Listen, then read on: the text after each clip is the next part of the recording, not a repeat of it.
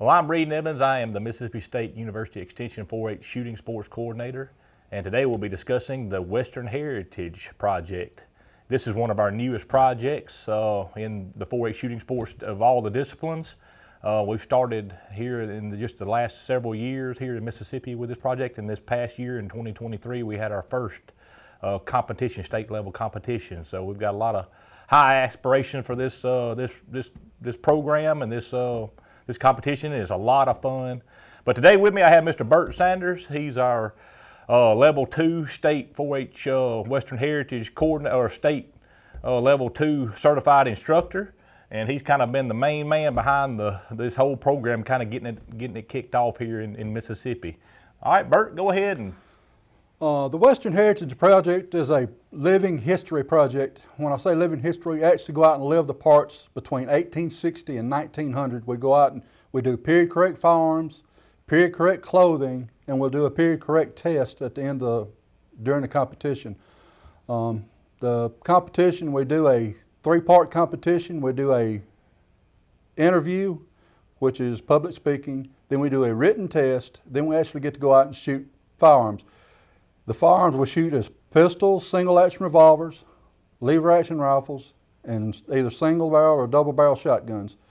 The juniors only get to shoot the rifles, but once they hit 10-year-old, they get to shoot the whole shebangs. So it is a timed event. The fastest time wins that part of the competition. Overall, we combine the 3 to get our overall winners. all right, Bert, let's just kind of break it down here. So let's talk a little bit about the test. So kind of explain kind of how we pick our test questions from year to year. And we test on anything west of the Mississippi between 1860 and 1900. Last year we talked about Sam Colt and Winchester, Oliver Winchester and Sam Colt. So we'll go through and we'll pick out some people and we'll talk about them, and we'll get the questions out to the kids and let them do the study sheets. And this year we'll include firearm identification. They'll have to go out actually identify some of the firearms that were in the book here. so one of the book that I'm holding up right here is the Western Heritage Project. It's Firearms, Gun Leather, and Attire of the Frontier West from 1860 to 1900, and that's the time period that we're studying. And it has numerous pictures of attire. So you see Bert and I, we're dressed up in period-specific clothing, and that's part of this project. So explain that to us for a minute there.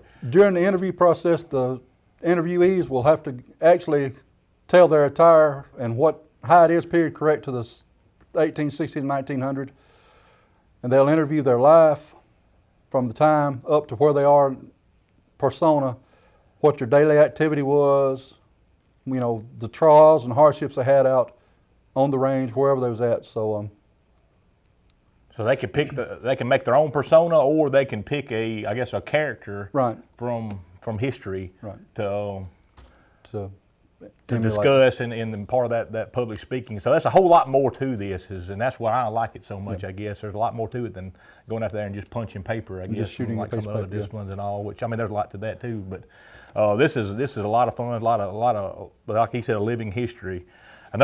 Talk about this book right here. Hold that up if you The Western Heritage Project is actually a workbook that they have to go through, and there's questions, and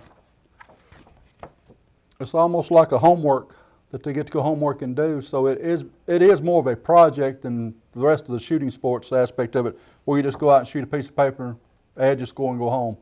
They do have stuff they have to do, research on certain things when they come back, and they'll give us a report when they come back to the next meeting.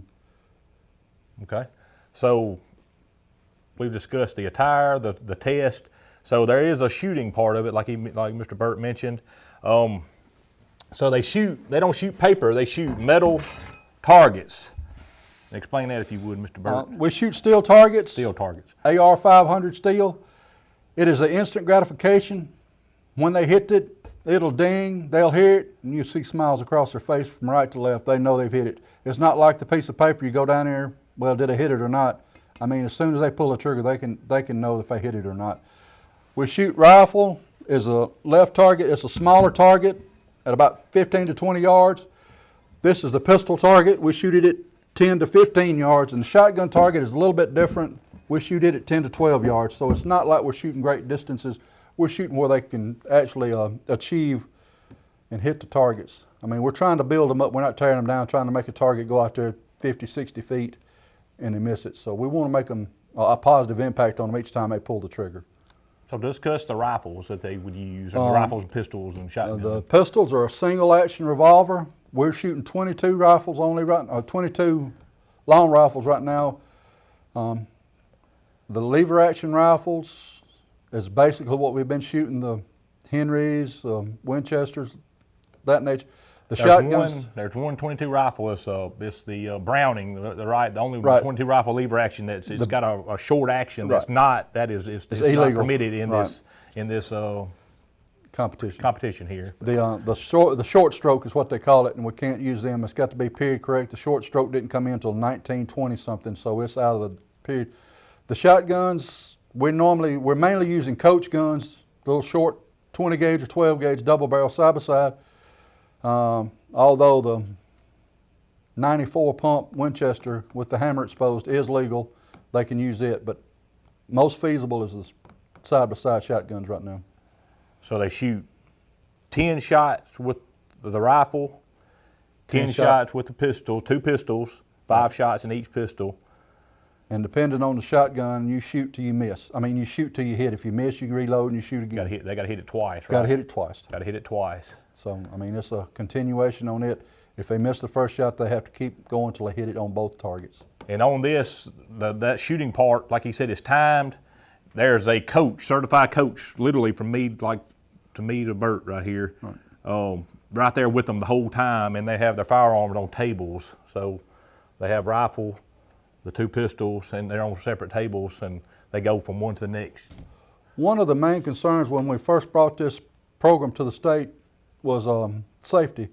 Some of our 22 pistol shooters or coaches said the 10-year-olds are too young, but they didn't realize that what we have is we're a very monitored sports. The loading table is an adult standing right beside the shooter. He's loading. He's under constant supervision. The shooter, he's got the coach there. He's under constant supervision. When he goes to the unloading table, there's another coach there that supervises the unloading. So there's 3 adults with that child during each process of the shoot. So very, very safe. Very safe. It's a lot of eyes and a lot of it takes a lot of, I guess, manpower Yes. there. Coaches, and they're all certified coaches that we use to do this. So, but it's a lot of fun. Talk a little bit about, we have a state competition, but they can qualify. They can go on to the nationals, and they can go on like some of the other disciplines. They go in a discipline, then once they go to nationals, they're done in that discipline. They basically have graduated, and but the Western Heritage, they can go pretty much every year, right? The Western Heritage is an open invitation competition. They can go from 9 to 19. It's an open invitation. Every year you can go back as many years as you want, whereas Reed said, in 22 rifle, it's one and done. You go 1 year and you don't get to go back. Well, the Western Heritage is a little different. They can go back year to year and build friendships and competition, and it'll carry them a long way. That's right. So, but we have a different set of rules for this. It's not in our event handbook like all of our other shooting sports disciplines.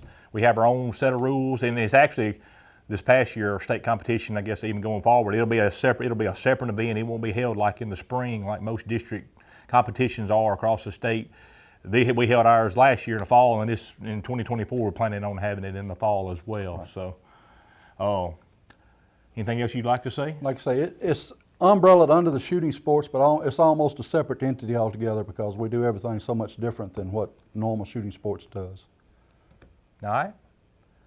But remember, we're training these young people to study, to actually learn their history, and that's what this whole program's about, to research history, to learn their history. But it also has the fun aspect of the shooting part of it as well, which is it's a lot of fun.